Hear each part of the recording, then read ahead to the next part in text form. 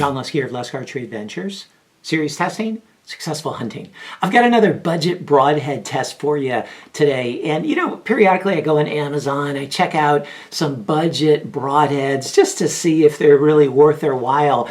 I found D-Power that way, and man, they've been making some really good stuff at really good prices. And then recently I found this new company called Maxone, and I tested a two-blade mechanical broadhead that they had that had an aluminum ferrule just recently. And if you haven't seen that, check out that video here on my channel. But now I'm going to be testing a similar model that they have, but that it's all steel, and it has a little bit of a different look because it has a different, different density, different weight properties, but it is all steel. So I'm really eager to see how this Maxone two-blade all steel broadhead performs. And I made this note earlier. I didn't know this previously, but one of the challenges in ordering some of these heads that are like generic heads on Amazon is they don't have names. I mean, they have the name Maxone or like that other brand D-Power, but the individual broadheads aren't named because it costs a lot of money, I heard,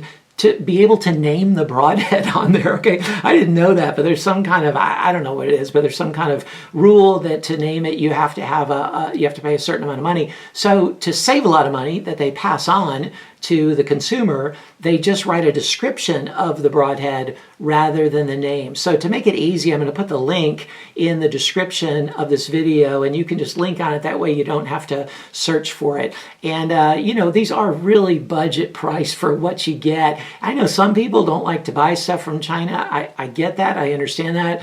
Other people, man, our economy is not so great and times are tough. And if you can get a really decent broadhead that's going to perform very well for a budget price, hey, why not? So for those people, you may really be interested in checking this out. But I'm eager to see how this performs and if it's really just a good budget broadhead or if it's just kind of a bad investment. Okay, we'll see. But let's put this Maxone to the test. And I'm going to be using my testing regimen for 2022. I'm using my Bowtech SR6 and my Bowtech CP28, both at 27 inches. The CP28 at 72 pounds, the SR6 at 65 pounds for one of the penetration tests. I'm consistent in that way. And then I use the Bishop FOC King arrows for most of the shots, but then the Bishop Fad Eliminator for the really hard impact shots.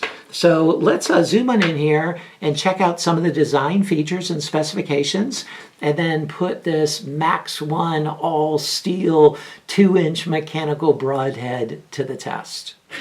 Here's a good look at the head close up, and it spins very well. All 6 of them did in the package that I got.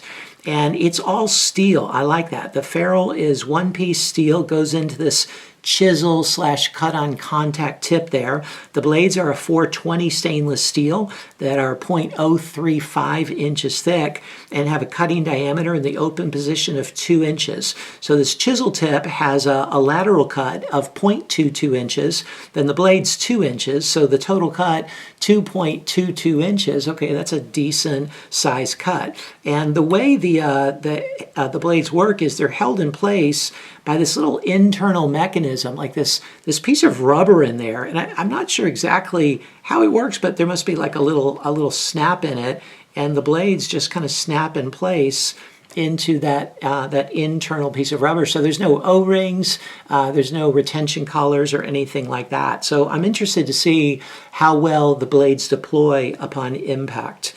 And the way it works is on impact, okay, these two ends of the blades that are not sharpened are forced back like that, and the blades deploy like that, and then, let's see, like that. They slide back into their fully open position, and they're held open by the pressure on the front of it. So really eager to put this head to the test and see how it performs.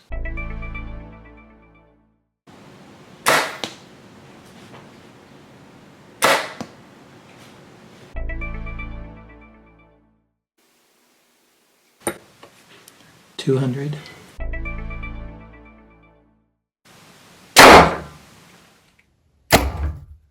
It It penetrated 7.5 inches. 225. It penetrated through 54 layers.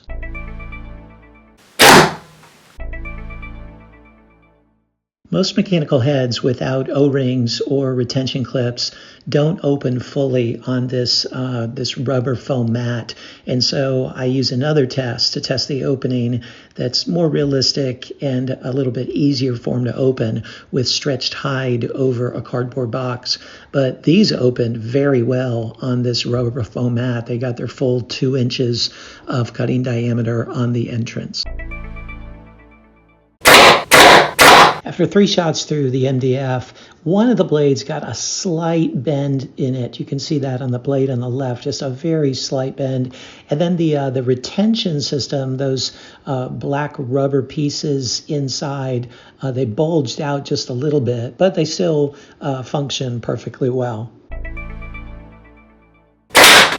And then here's that same head. After going through the steel plate 2 times, you can see the tip got a little bit blunted there. That blade on the left, that's got that same bend. It probably started to bend a little bit more. And then the blade on the right got a little bit nicked up at the top and a little bit bent. But man, that's one of the best through steel plate, one of the best mechanicals through the steel plate. And then here you can see the holes that it made through the steel plate as well.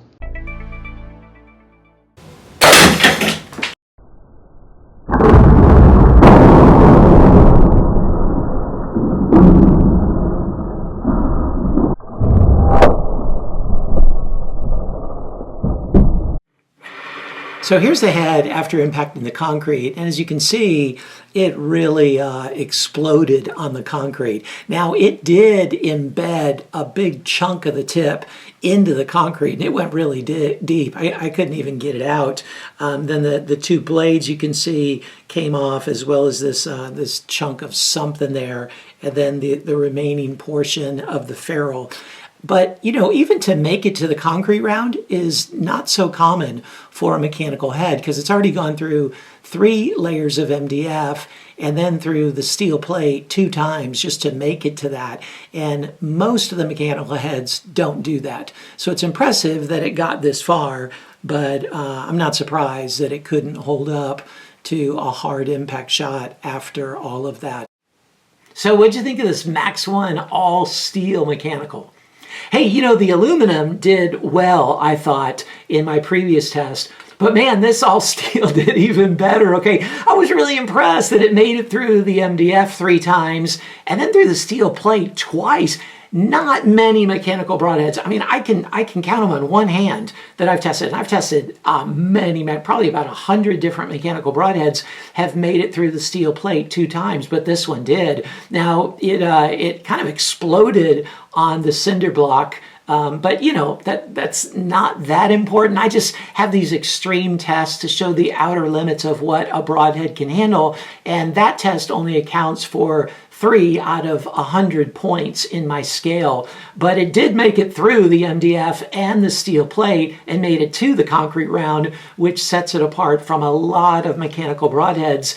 And then when you talk about this price point, and all the different strengths that it had, man, it's really worth checking out. I mean, it was sharp, it held its edge decently, it penetrated relatively well, and flew really well and was durable. So it's definitely worth a look. Check out the score sheet and see how it performed in the areas that matter to you the most. And check out the link that I provided there in the score sheet in the description box below this video. And you can see exactly where to get them on Amazon if you are interested. But man, I say for the price especially, but really kind of at any price, great job, Maxone. I love what you're doing, and I hope you keep coming out with some really good stuff in the future.